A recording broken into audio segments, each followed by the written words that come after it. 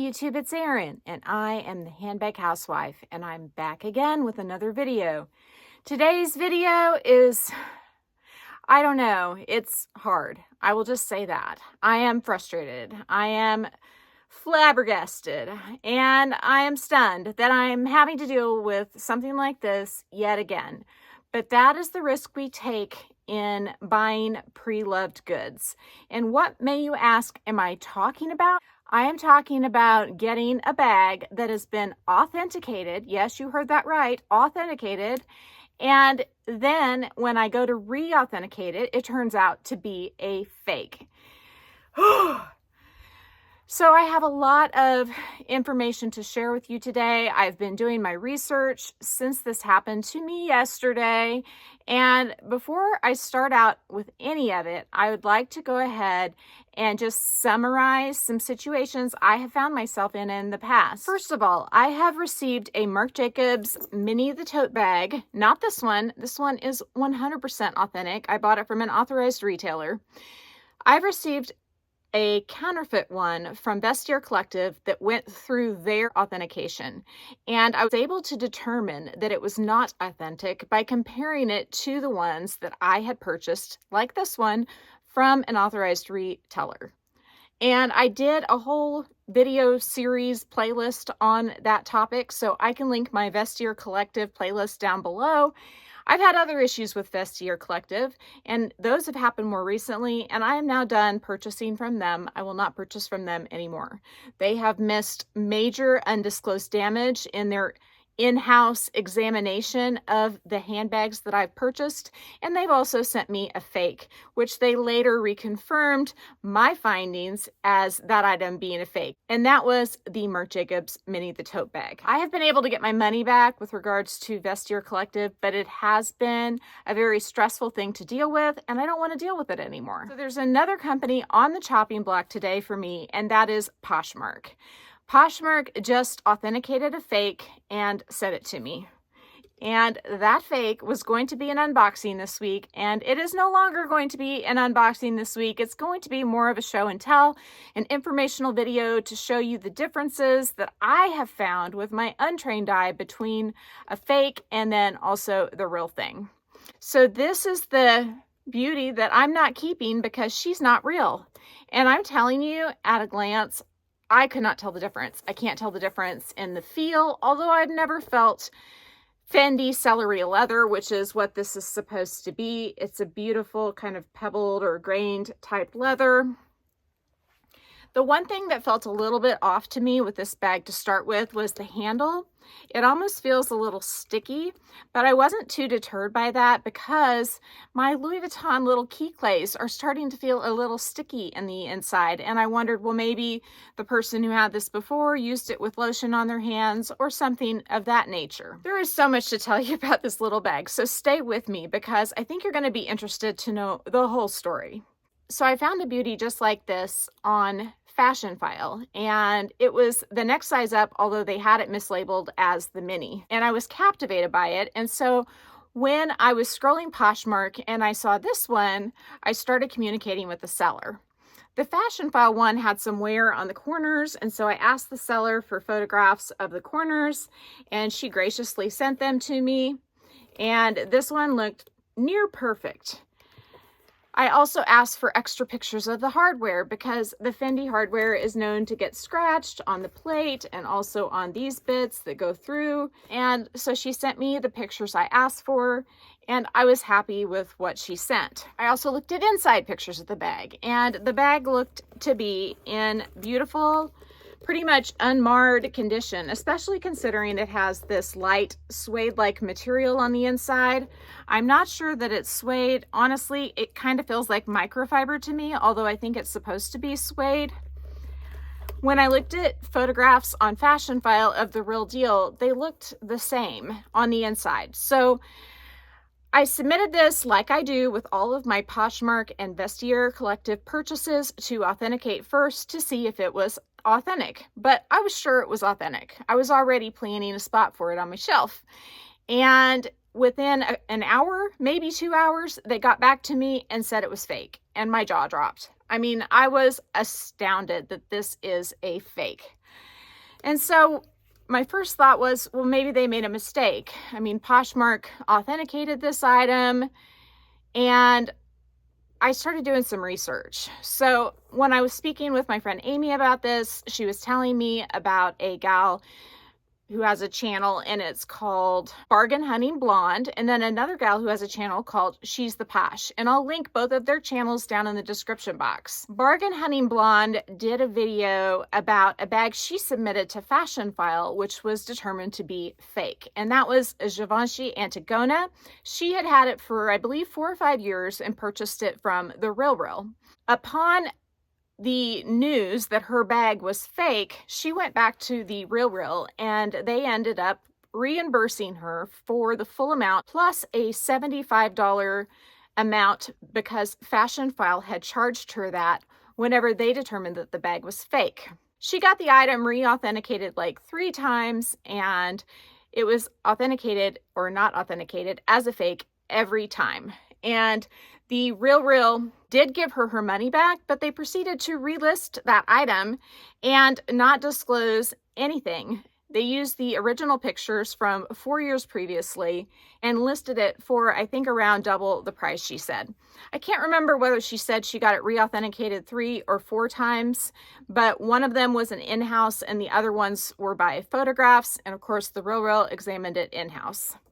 So 3 or 4 different authentication services marked her bag as a fake, and the Real said it was real. And the only reason why the other places said it was fake was because there was some discrepancy with the zipper. And even though they said that it was real and that there was a discrepancy with the zipper, when they did proceed to relist the item, they did not disclose that discrepancy nor provide any photographic evidence of it at all. So the other information I want to share with you is what I gleaned from She's the Posh. She has multiple videos talking about Poshmark as well as other platforms, including Rebag and Fashion File, and I'm sure some others that are not right at the top of my mind right now. But one thing she has discovered throughout her research, and also with information that she's had shared with her by friends who have been in situations with Poshmark, is that Poshmark does not actually authenticate their items in person. When you send your items to Poshmark, they proceed to send photographs to an authentication service. And initially, in her first video about this topic, she disclosed that that service was Real Authentication, which I found to be very interesting because Real Authentication also does authentication for Mercari as well. Now, Posh and Mercari do it a little differently. With Posh, you send your bag to them. They have it in their hands. And I do see an advantage to that over only doing it with photographs, because they can be sure that when they send the bag to you that it's a bag and it's not a box of old sheets. And with Mercari, you cannot be certain of that at all. That sounds absolutely insane, but yes, people receive things that are not what they ordered whenever they purchase from Mercari, and then it can be a sort of he said, she said situation where you can really get screwed. So I do like that Poshmark has the bag pass through their hands, whether or not they authenticate it themselves. But I question the quality of the authentication that they have performed, because they are taking photographs just like I would and submitting it to an authentication service. But they are probably working in a bulk style format with those authentication providers. And let me just give you an example of this.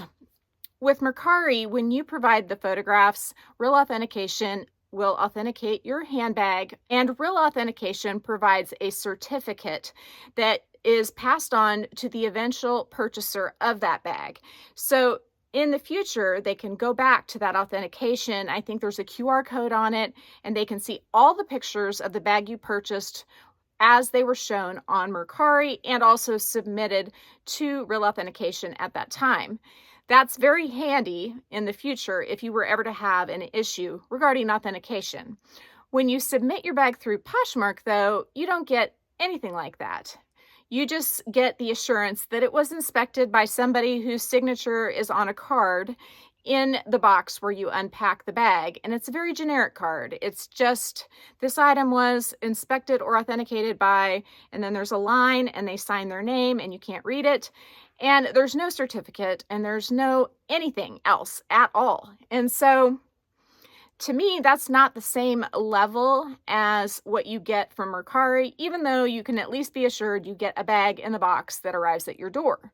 So I wonder if the authentications that are being done by the provider that Poshmark chooses are maybe bare bones type cursory glance authentications, because they're not keeping the records, or at least not supplying them to the end purchaser of that particular item. So as soon as I got this item, I was sure it was real. I sent it to Authenticate First and I asked them to authenticate it for $20. So with $20, they really look at the bag and they ask for extra photographs, which I believe they did with this bag. I'm not 100% sure, but I've kind of gotten used to what they do ask for. So I tend to supply everything I can possibly think of, plus the kitchen sink with regards to photographs. And some of the things they look for are the hardware engravings, like where it says Fendi right there. And I'm gonna pop a picture in as I talk about this because I wanna show you what this Fendi looks like. And in these photograph overlays, I'm going to put in the first picture as the counterfeit item, and the second picture is going to be my other Fendi bag, which I just had re-authenticated. The one I got from eBay, I also had Authenticate First authenticate that one so that I could show you fake versus authentic, fake versus authentic.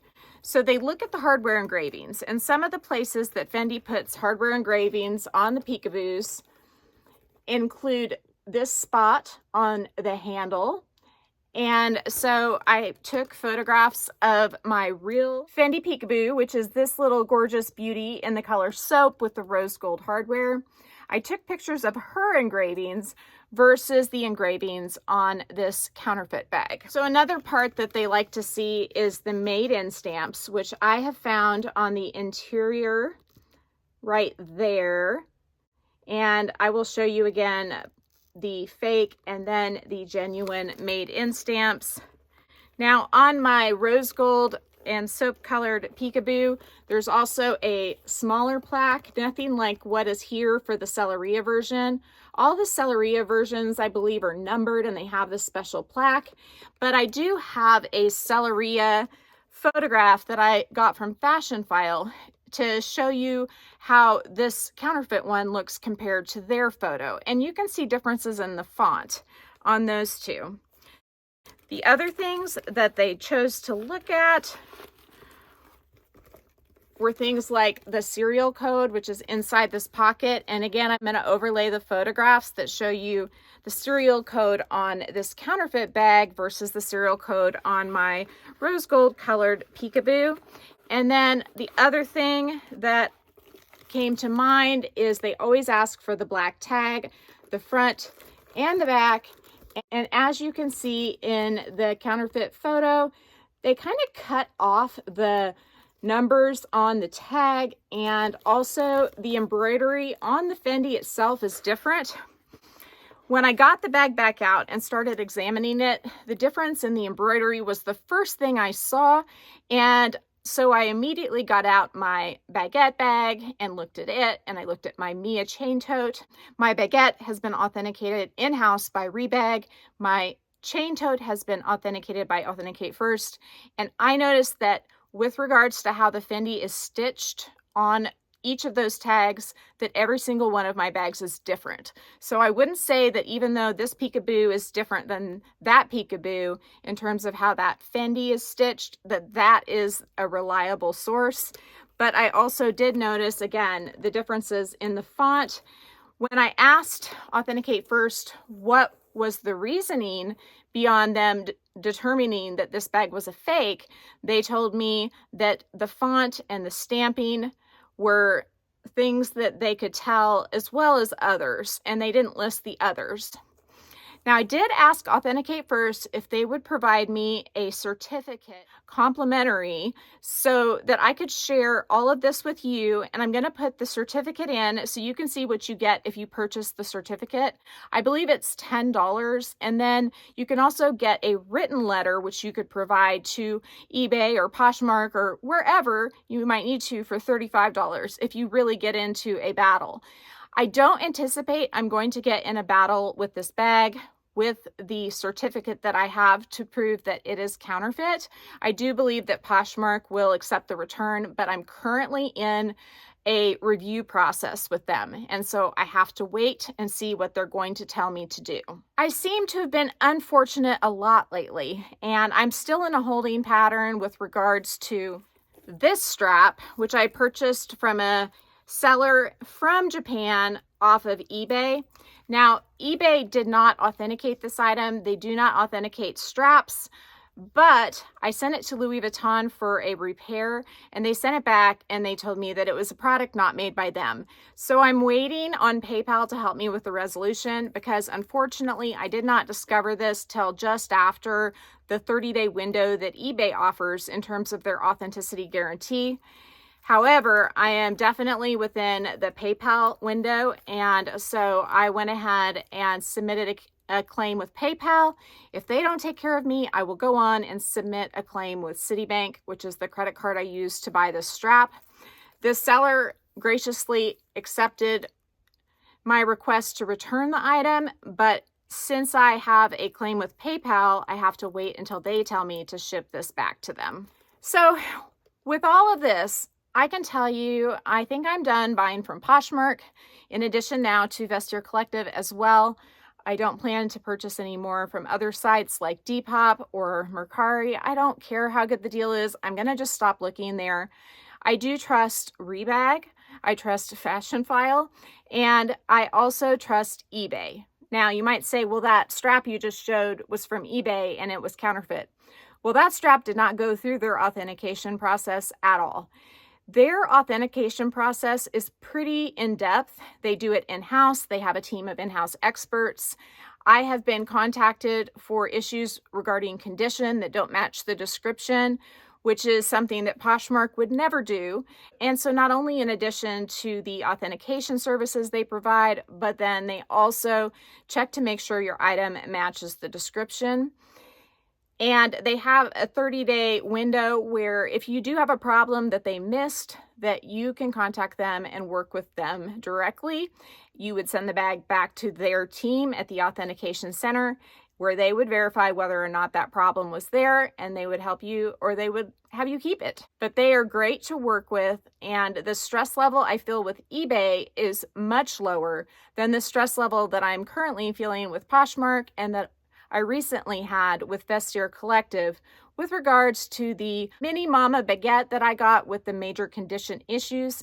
And I can link that unboxing down in the description box. I did get my money back for that, but it was stressful. So done with Vestiaire, done with Poshmark, done with Mercari. I'm good with eBay, Fashionphile, and Rebag. If I'm going to buy pre-loved, I love that Fashionphile and Rebag will accept returns relatively easily. I know that there have been some cases where Rebag has failed certain individuals on YouTube, and I have not experienced that. I'm going to trust them. I'm going to give them the benefit of the doubt for now. I may get burned in the future, and if I do, then I will be done with Rebag. But right now, those are the places that I'm shopping with regards to pre-loved, like new, or pre-loved new, or pre-loved excellent condition items. The one other company I have neglected to mention is The RealReal. Now, The RealReal is a place that I have considered shopping. I know a lot of luxury YouTubers do shop there, but what's interesting about this Fendi Peekaboo is it was purchased by the person who sold it to me from The RealReal a couple years ago. And it's a very similar situation to what happened in the Gal's Guide video. She purchased the Givenchy Anagona from The RealReal, and it had been 4 years before she tried to sell it to Fashionphile. So the individual that sold me this bag 100% believed it was real. I shared that video with her. I'm hoping she can get her money back for this bag once it ends up going back to Poshmark and then back to her, hopefully they don't destroy it or anything. I wouldn't think they would. But once she receives it back, I'm hoping that she can use the authenticity certificate that I sent her and prove to the real world that they ripped her off and get her money back, even though it has been a couple years. The Gal's Guide thought she might have some sort of an advantage with the real world because she did Instagram Reels with them and promoted them and talked about them a lot. And that may be true. I'm hoping that's not the case. I hope they will treat people equally, but it'll be interesting to see if I do get any follow-up from the gal who sold me this bag. So that was a lot to unpack. If you have any questions, please reach out to me. I am sure I missed something. If I did, I probably have written it in the bottom here or written it in up by my head to catch your attention, because when I go through and edit these, sometimes I'll think, oh, I wish I would have said that, or oh, I wish I would have said that. And when I do that, sometimes I'll just write it on the screen so that I can convey that information. So if you ever see that I've put something in writing and you need to pause because I talk a mile a minute, I would advise that, because it's usually something that I think is worth knowing. That said, if you like this video, please give me a big thumbs up. If you haven't subscribed to my channel yet, what are you waiting for? Do it and ring the notification bell so that you are notified of future exciting content such as this. Also, go find me on Instagram. The name there is the same. It's the @ then the handbag housewife, all lowercase. You can DM me there, or you can email me at thehandbaghousewife@gmail.com. If I don't hear from you, I will see you again real soon. Take care and have a fabulous day. Bye.